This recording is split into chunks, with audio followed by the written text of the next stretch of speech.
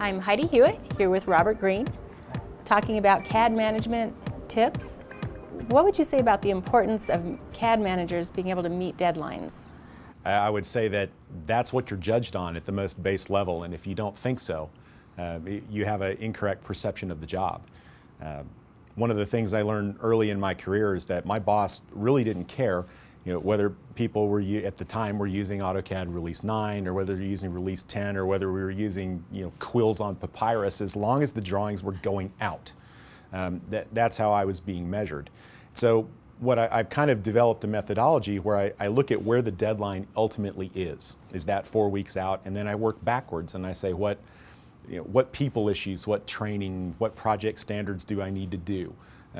What technical tasks and milestones will I have to meet so that I will ultimately hit that deadline at the end? And one of my mantras is I don't like being yelled at. So I've learned that if I hit deadlines, everybody's happier. So what I've found is that as I work backwards from the deadline and look at the technical task I have to accomplish, it prioritizes my workload much better.